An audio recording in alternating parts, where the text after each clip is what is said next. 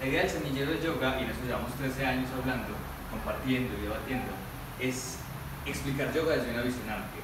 Para ello, en este año, pues nos propusimos como un temario, que es lo que voy a exponer acá en este momento, y la idea de ese temario es que podamos abordarlo a lo largo del año.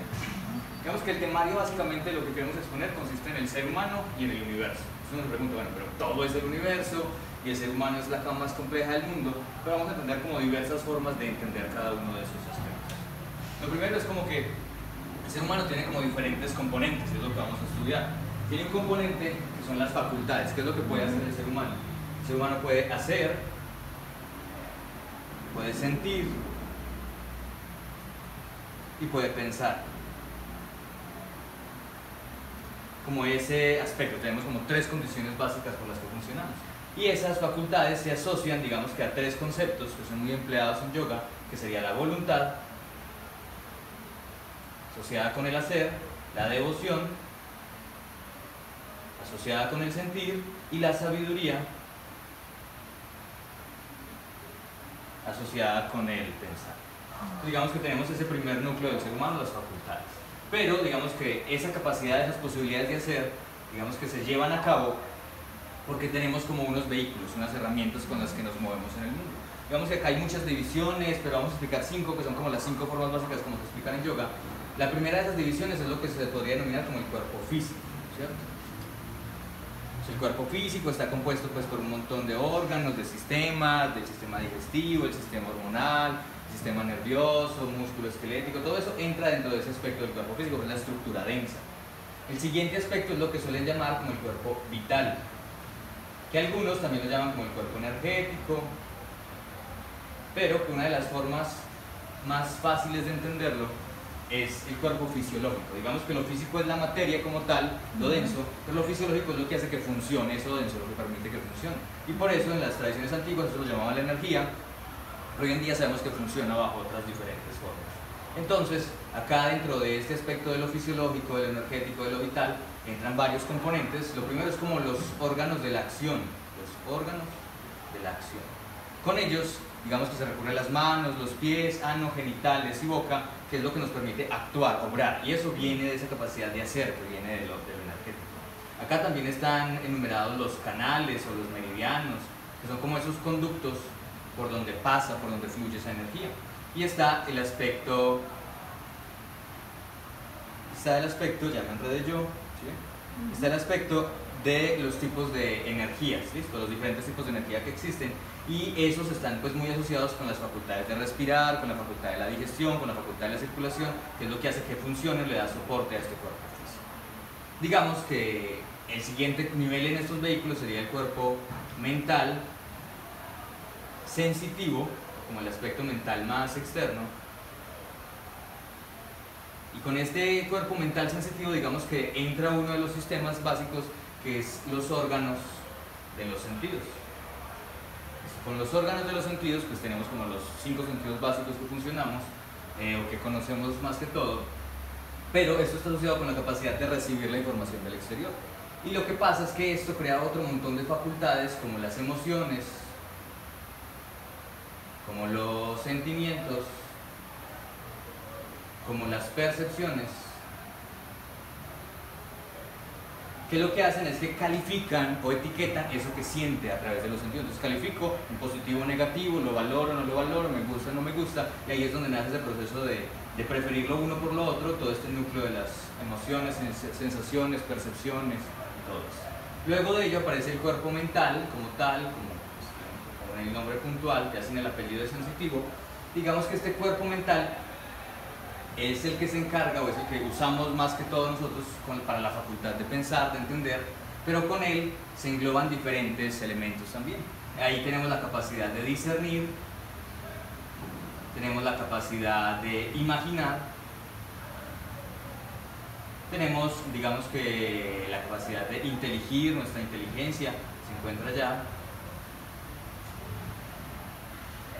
Nos permite racionalizar, comparar, es como parte de lo que viene con esa labor del cuerpo mental, y podríamos decir que uno de esos últimos vehículos es el cuerpo, digamos, traduzcámoslo hoy como el cuerpo de la dicha, ¿cierto? Que es lo que nos permite desarrollar algo muy importante en yoga, que es el estado de presencia. con el estado de presencia es donde desarrollamos como la capacidad de enfocarnos justo en el instante presente, es habitar ese instante presente, y cuando habitamos ese instante es cuando estamos como que viviendo o moviéndonos desde el cuerpo de la leche. Entonces tenemos como esos vehículos, pero lo que pasa es que esos vehículos tienen como unos sistemas operativos. Entonces digamos que el primer sistema operativo, que es como ese sistema operativo de los cuerpos más densos que compartimos con los otros seres de la naturaleza, es lo que denominamos el instinto. Digamos que el instinto engloba este componente, el aspecto físico, fisiológico y mental sensitivo, y operamos con base en el instinto. Realmente eso es lo que controla o lo que coordina estos cuerpos. Tenemos, digamos que una facultad un poco más compleja, y esa facultad, más allá del instinto, es la facultad del intelecto. Esta facultad del intelecto, pues es en la que hoy en día nuestra sociedad la prima y le da como demasiado énfasis, trabajamos mucho desde ella, pero hay una facultad un poco más compleja, que sería la facultad de la intuición. Tenemos 3 I's en los sistemas operativos, y esa intuición es la que nos permite conectarnos y darnos como esa sabiduría interna para obrar. Entonces a veces solemos estar muy conectados con esos cuerpos externos, moviéndonos desde nuestro instinto, reaccionando, pero a veces como que pensamos las cosas, le damos cierta lógica, pero a veces simplemente sentimos que hay algo más allá de eso y obramos desde ahí. Ese es un sistema operativo que también operan en esos niveles de complejidad. Pero aparte de las facultades, los vehículos y los sistemas operativos, tenemos unos usuarios. Entonces digamos que hay diferentes niveles de usuarios. El usuario con el que usualmente nos desenvolvemos es el que pues, es muy famoso y que denominan don ego, ¿cierto? El ego. Que es como nuestra visión de nosotros mismos, lo que hemos construido con base en esa estructura física. La imagen de que somos un nombre, una persona, una profesión, una ocupación, y desde ahí operamos regularmente, que opera, se llama la individualidad o la personalidad, desde el ego. Pero el punto es que no somos propiamente eso. Digamos que hay otros niveles de usuarios un poco más sutiles. Entonces aquí es donde entran otros conceptos pues, un poco comunes, que pueden ser traducidos de otras formas. El concepto del alma. El alma es lo que somos más allá de esa estructura física, ¿listo? Más allá de este aspecto más denso de la materia. Y ese alma es como eso que somos en el interior, pero el punto es que eso que somos en nuestro interior, digamos que también está separado, es parte, es un pedacito de algo. Pero entonces ese pedacito de algo que se puede denominar el alma, no termina siendo más que una manifestación de lo que podría entenderse como el ser, o el espíritu, otra forma de entenderlo. Y el ser es algo más allá de cualquier individualidad, propia de la estructura física o propia de la estructura, digamos que mental o psíquica, que es como lo que opera con el alma. Entonces tenemos diferentes niveles de usuarios. Entonces ahora entendiendo como este panorama de lo que es el ser humano, es importante entender como esa contraparte, que sería la parte del universo. Digamos que desde diferentes tradiciones, el universo suele ser explicado en las tradiciones de yoga como una emanación, ¿cierto? Una emanación, una creación, una manifestación de algo que pues, no puede ser nombrado, no puede ser llamado, pero que de alguna otra forma como que le ponen la característica de ser el absoluto, que pues tiene otras nominaciones desde ese aspecto. El absoluto, digamos que es aquello más allá de toda forma, de toda manifestación, de toda cualidad, pero que se expresa a sí mismo, digamos que ancla o comienza este camino para hacerse denso, ¿listo? Para experimentarse a sí mismo. El absoluto no tiene ninguna característica, pero de alguna u otra forma cuando le queremos como dar materia, como darle algún concepto, digamos que las tradiciones yógicas les han dado 3 virtudes. Esas 3 virtudes son existencia, conciencia y dicha.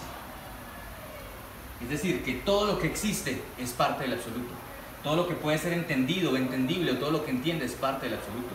Y todo lo que puede experimentar esa presencia es parte del absoluto. Entonces son como las 3 características que le suelen atribuir al absoluto, y entendiendo también que él está más allá de todas esas características. Y digamos que el absoluto, para poder manifestarse en el mundo, se expresa a través de algo como un tejido, ¿listo? Como una malla. Y aquí, pues digamos que entran 3 principios básicos, que es lo que constituye todo en la materia, que sería el aspecto negativo, el aspecto positivo y el aspecto neutro, que de alguna u otra forma, pues en diferentes tradiciones los llaman de diferentes formas. En yoga lo denominan como lo tamásico, lo rayásico sería lo neutro y lo sátvico sería lo positivo. Y ese cambio entre lo uno y lo otro es lo que permite que se cree todo en el universo.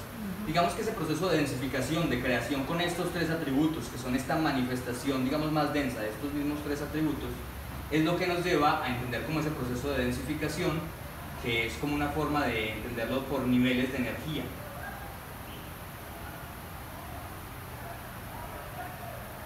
Con la energía entonces comienzan aspectos muy sutiles que emanan desde el absoluto hasta llegar a los aspectos más densos, y el camino que suelen recorrer o que suele narrarse es el camino de la vibración. Primero la vibración, que permitió que todo se creara, luego de la vibración viene el tiempo, luego del tiempo viene el espacio, y luego del espacio viene la materia o los átomos. Todo este mapa como de creación, de manifestación del absoluto que nos lleva hacia la materia, es como esa forma de entender esos niveles de energía que van densificándose, conservando en sí, dentro de los mismos átomos, la esencia o el recorderis de que es parte del mismo absoluto. Eso nos lleva a entender que la ciencia hoy en día pues propone que todo el universo está compuesto por una tríada que sería materia, energía y conciencia, que no son más que parte de esa misma frecuencia.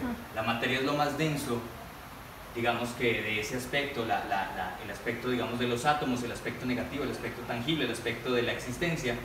La energía es el aspecto móvil, ¿listo? Es el aspecto que vibra, que oscila, es el aspecto que me permite entender ese proceso de lo neutro que oscila de un lado para el otro, y está el aspecto de la conciencia, que es lo que me permite entender, lo que me permite observar. Y ahí es donde estaría el proceso de la dicha, el proceso del lado positivo que se narra. Digamos que este panorama de la ciencia pues se puede entender desde una concepción antigua, como lo explican las tradiciones de yoga. Ahora, ¿qué tiene que ver yoga con todo esto? Digamos que la idea de entender yoga o de analizar esto con yoga es mirar que lo que propone yoga es entrenarnos. Básicamente es entrenarnos para pulir el funcionamiento de los vehículos. Entonces tenemos un entrenamiento para el cuerpo físico, tenemos asanas, o tenemos posturas físicas, que la mayoría de la gente suele quedarse solo en eso. Tenemos un entrenamiento para el cuerpo vital energético, tenemos el proceso de respiración, tenemos el proceso de limpieza, de purificaciones, tenemos el aspecto del entrenamiento para el cuerpo mental sensitivo, la concentración, la interiorización son parte de ese ejercicio. En el aspecto mental tenemos el trabajo con la meditación, esto es un entrenamiento que se propone para cada una de estas áreas.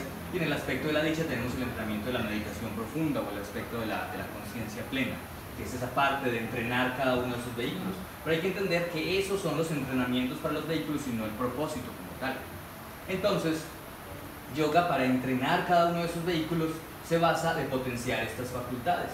Entonces hay yogas que se trabajan mucho desde el hacer, desde lo que hago. Entonces comienza desde lo que hago con mi cuerpo, pero también tiene que ver con lo que hago con la vida, la facultad del hacer, tiene que ver con el sentir, con pulir la capacidad de sentir. Ahí es donde trabajo la devoción, mientras que en el hacer trabajaba la voluntad, y en el aspecto del pensar, en el aspecto de encontrar esa sabiduría, ¿listo? El proceso del conocimiento. Entonces digamos que cada una de esas tres facultades pulidas, refinadas, me permiten entender cada uno de los procesos o de los caminos entendibles como el proceso de yoga.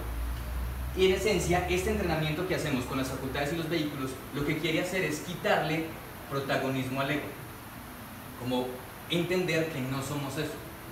Entonces cuando entendemos que no somos eso, empezamos a conectarnos con algo un poco más complejo, un poco más sutil de hecho, que sería el alma. Ya nos damos cuenta que no somos una existencia amarrada a un cuerpo físico, listo, un funcionamiento, sino que somos algo más allá que esa estructura corporal.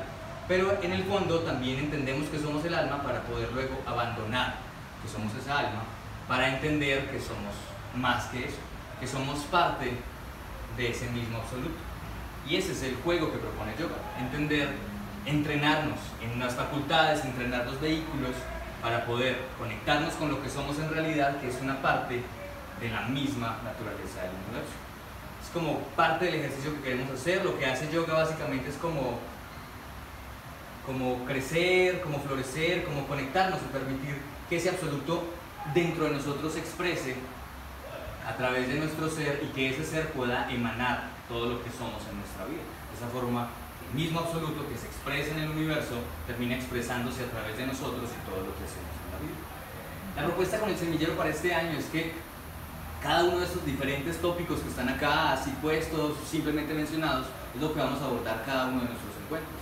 Entonces, la invitación es a que cada uno de nosotros digamos, un día yo quiero trabajar la sabiduría, voy a hablar desde la sabiduría, y comparte algo que sepa desde esta tradición y desde otras. Otro día alguien dice, no, yo quiero entender el proceso de la intuición, no sé cómo funciona, no sé cómo opera, qué sentido tiene. Otro puede decir, no, yo quiero hablar desde las emociones, yo quiero entender qué es una emoción, quiero compartir desde mi vivencia. Y lo que hacemos cada encuentro es tomar cada uno de esos tópicos y hablar con ellos. Hablar, entrelazar, tejer entre todos, construir juntos, para poder crear nuestro propio mapa, que es el mapa de regreso del ser al absoluto. Esa es la invitación que tenemos para las actividades de este año en el Semillero de Yoga.